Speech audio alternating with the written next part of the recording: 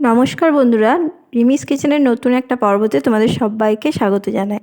আজ আমি তোমাদের সাথে শেয়ার করব খুব কম খরচে একদম দোকানের মতো সাদা চমচম রেসিপিটা বানাতে খুব কম উপকরণ লাগে এবং কম সময় লাগে। যদি বাড়িতে কোনো হঠাৎ গেস্ট এসে যায় তাহলে চটজলদি কিন্তু বানিয়ে নিতে পারবে এই মিষ্টিটা। তো চলো ভিডিওটা স্কিপ না করে পুরো ভিডিওটা দেখার অনুরোধ রইল। আর আমার চ্যানেলে যদি নতুন হয়ে থাকো তাহলে চ্যানেলটাকে অবশ্যই সাবস্ক্রাইব করে নেবে এবং আমাকে সাপোর্ট করবে। চলো দেখে নিই চটজলদি রেসিপিটা। মিষ্টিগুলো তৈরি করার জন্য আমি এখানে নিয়ে নিয়েছি গ্যাসের মধ্যে 1 কাপ দুধ। মেজারিং কাপে 1 কাপ দুধ আমি এখানে নিয়ে নিলাম একটা কড়াইয়ের মধ্যে, এবং দুধটা ফুটে ওঠা পর্যন্ত অপেক্ষা করব। দুধটা যে একটু ফুটে উঠেছে, দেখো এটা পুরো একটু ফুটে উঠে গেছে। এরপর আমি এখানে দিয়ে দিচ্ছি হাফ কাপ, মেজারিং কাপে হাফ কাপ মতন এখানে দিয়ে দিচ্ছি সুজি। আজ আমি চমচমটা সুজি দিয়ে বানিয়ে দেখাবো তোমাদেরকে। আর খুব কম খরচে এবং খুব কম উপকরণ দিয়ে কিন্তু এটা তৈরি হবে, আর খেতেও কিন্তু খুবই সুস্বাদু হবে। দারুণ স্বাদের এই মিষ্টিটা একবার বানিয়ে দেখো। তো দেখো আমি দুধটা দিয়ে দিয়েছি। দুধটা দেওয়ার পরে এবার সুজির সাথে দুধটাকে ভালোভাবে মিশিয়ে নেবো, যেন কোনো দলা পাকিয়ে না থাকে। যতক্ষণ না এই সুজিটা টেনে নিচ্ছে দুধের সাথে ততক্ষণ কিন্তু নাড়াচাড়া করে আমি এটাকে করে নেব। তো দেখো নাড়াচাড়া করে নিচ্ছি, দুধটা দেখতে পাচ্ছ টেনে নিয়েছে একদম। তার মধ্যে আমি এখানে দিয়ে দিচ্ছি চিনি। এখানে আমি হাফ কাপ মতন চিনি দিয়ে দিলাম। চিনিটা তোমরা কম বেশি করে নিতে পারো। তো চিনিটা দেওয়ার পরও এবার খানিকক্ষণ নাড়াচাড়া করে নেব, কারণ চিনি থেকে একটু জল বেরোবে, তার জন্য চিনিটা দেওয়ার পরও একটু নাড়াচাড়া করে নিচ্ছি। তারপরে এখানে দিয়ে দিচ্ছি 1 চামচ মতন ঘি। ঘিটা দিয়েও আবার কিছুক্ষণ নাড়াচাড়া করে নেব, যতক্ষণ না একটা ডোয়ের মতন তৈরি হচ্ছে, শুকিয়ে যাচ্ছে পুরোটা, ততক্ষণ কিন্তু এটা নাড়াচাড়া করে নিতে হবে। দেখো এটা আমার রেডি হয়ে গেছে। এটা একটা পাত্রের মধ্যে নিয়ে নিলাম। এবার হাতে করে ভালো করে মেখে নেবো, যেমন করে আমরা ময়দা মাখি সেরকমভাবে কিন্তু একটু হালকাভাবে মেখে নেবো। আর এটা কিন্তু গরম অবস্থাতেই করবে। তারপর এখানে দিয়ে দিলাম দেখো 2 চামচ মতন গুঁড়ো দুধ। গুঁড়ো দুধটা দিলে কিন্তু এই চমচমগুলো খেতে খুবই ভালো হবে, তো গুঁড়ো দুধটা দেওয়ার চেষ্টা করবে। এবার ভালো করে গুঁড়ো দুধের সাথে ডো তৈরি করে নিতে হবে। ভালো করে কিন্তু মেখে নিতে হবে যাতে ডোটা খুব স্মুথ তৈরি হয়। আর যখন মিষ্টিগুলো তৈরি করবে যেন কোনো ফাটা ভাব না থাকে, তার জন্য এরকমভাবে মেখে নিতে হবে। দেখো আমি মেখে নিয়েছি, ঠিক এরকম ডো কিন্তু তৈরি করে নেবে। তো এটা আমার রেডি হয়ে গেছে। এবার দেখো হাতে সামান্য ঘি নিয়ে নিয়েছি। তো এবার হাতে করে ঘিটা নেওয়ার পরে একটা করে ছোট্ট ছোট্ট করে লই করে নিচ্ছি হাতে। এবার সেটাকে 2 হাতের সাহায্যে এরকমভাবে কিন্তু চমচমের শেপ দিয়ে নেব। তো দেখো প্রথমে হালকা গোল করে তারপরে হাতে করে চাপ দিয়ে লম্বা লম্বা চমচমের মতো শেপ দিয়ে নেব। আমি এই মাপে করছি, তোমরা চাইলে আরও একটু লম্বা করতে পারো বা আরও একটু গোল মোটা টাইপেরও করতে পারো। আমি এই শেপটা দিচ্ছি, দেখেই নাও। আর কত সুন্দর হচ্ছে তুমি দেখতেই পাচ্ছ তোমরা।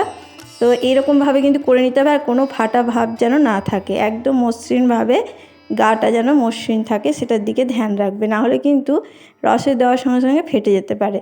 তো দেখো এইভাবে কিন্তু প্রত্যেকটা মিষ্টিকে আমি তৈরি করে নিচ্ছি। একটা আমার তৈরি হয়ে গেছে, আমি আরও একটা তোমাদেরকে তৈরি করে দেখাচ্ছি। দেখো দেখতেই পাচ্ছ কত সুন্দরভাবে তৈরি হচ্ছে, আর একদম পুরো সফট, একদম কোনো দাগ নেই, দেখতেই পাচ্ছ। এইভাবে কিন্তু প্রত্যেকটা চমচম মিষ্টি তৈরি করে নিতে হবে। যারা ভিডিওটা দেখছো অবশ্যই লাইক করে দিয়ে আমার পাশেই থেকো। ঠিক এইভাবে নিয়ে হাতের মধ্যে নিয়ে 2 হাতে চাপ দিয়ে এইভাবে চমচমের শেপ তৈরি করে নেবে। তো এইভাবে আমি প্রত্যেকটাকে তৈরি করে তোমাদেরকে আমি দেখাচ্ছি। দেখতেই পাচ্ছ খুব সুন্দর কিন্তু রেডি হয়ে গেছে। এটা একদমই সহজ কাজ, তো আর খুব সহজেই কিন্তু তৈরি করা যায়। আর দেখো আমি প্রত্যেকটা মিষ্টি কিন্তু তৈরি করে নিয়েছি, কত সুন্দর হয়েছে দেখতে পাচ্ছ। আমার এতগুলো তৈরি হয়েছে, মাত্র 1 কাপ সুজি দিয়ে এতগুলো মিষ্টি কিন্তু আমি তৈরি করে ফেলেছি, দেখতেই পাচ্ছ। তো এবার আমি একটা প্যান নিয়ে নিয়েছি, তার মধ্যে দিয়ে দিচ্ছি চিনি।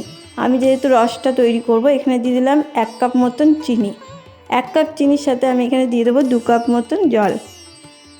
এটা যেহেতু ঘন রস তৈরি হবে না, পাতলা রস তৈরি করতে হবে, তাই জন্য 1 কাপ চিনির সাথে 2 কাপ জল অবশ্যই দিতে হবে। আর এখানে 2টো এলাচকে আমি ফাটিয়ে দিয়ে দিলাম, তাহলে সুগন্ধটাও ভালো হবে এবং ফ্লেভারটাও ভালো লাগবে।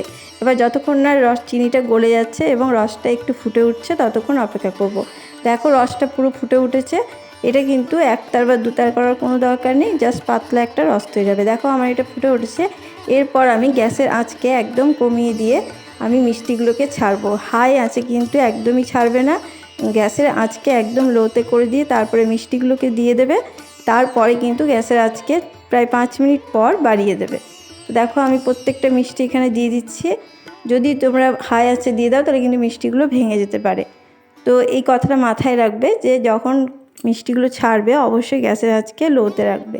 তো দেখো প্রত্যেকটা মিষ্টি কিন্তু আমি এখানে দিয়ে দিলাম, দেখতেই পাচ্ছ। তো এগুলো দিয়ে দিয়েছি। ঠিক এবার আস্তে আস্তে এটা ফুটতে থাকবে। তারপরে 5 মিনিট পর এটাকে আমি বাড়িয়ে দেবো। তার আগে আমি এখানে চাপা দিয়ে হতে দেব। আর এখন কিন্তু কোনো রকমভাবে হাত দেওয়া যাবে না। তো এটা আমি দেখো 5 মিনিটের মতন এটাকে চাপা দিয়ে হতে দিচ্ছি। আর মাঝে মধ্যে এরকম করে কিন্তু ঝাঁকিয়ে দেবে, তাহলে কিন্তু সমস্ত মিষ্টির মধ্যে রসগুলো ঢুকতে পারবে। এটা একটু মাঝে মাঝে করে নেবে, তাহলে কিন্তু প্রত্যেকটা মিষ্টি পারফেক্টভাবে তৈরি হবে। তো তোমাদেরকে আমি অবশ্যই দেখিয়ে দিচ্ছি, দেখো কতটা ভালোভাবে তৈরি হয়েছে। আরও একটু আমি কিন্তু সময় নিয়ে করে নেব। তোমাদেরকে একবার আমি খুলে দেখিয়ে দিলাম। তো আরও একবার আমি এটাকে চাপা দিয়ে হতে দেবো। দেখতে পাচ্ছ কোনোটাই কিন্তু ভাঙেনি। এইভাবে কিন্তু ঝাঁকিয়ে নেবে বারবার করে, তাহলে মিষ্টিগুলো প্রত্যেকটা মিষ্টির মধ্যে রসটা ভালোভাবে ঢুকতে পারবে। তো আবারও আমি ঢাকা দিয়ে প্রায় 2 মিনিট মতন হতে দেব। দেখো 2 মিনিট পর আমি ফিরে এলাম। তোমাদেরকে আমি মিষ্টিগুলো দেখিয়ে দিচ্ছি যে কতটা পারফেক্ট তৈরি হয়েছে। এগুলো কিন্তু আমার রেডি হয়ে গেছে। এগুলোকে আমি নামিয়ে নেব। তোমাদেরকে নামানোর পর আমি দেখাচ্ছি। দেখতেই পাচ্ছ পারফেক্ট কিন্তু মিষ্টিগুলো তৈরি হয়েছে, একটাও কিন্তু ভেঙে যায়নি। এই পদ্ধতিতে করলে প্রত্যেকটা মিষ্টি পারফেক্ট তৈরি হবে। এবার দেখো এখানে আমি কিছুটা গুঁড়োর দুধ নিয়ে নিয়েছি একটা জায়গার মধ্যে। তারপরে এবার মিষ্টিগুলো ঠান্ডা করে নিয়ে এর মধ্যে মিষ্টিগুলোর মধ্যে কোট করে নিচ্ছি দুধের গুঁড়োটাতে। তো ভালো করে কোট করে নিতে হবে চারিপাশ দিয়ে।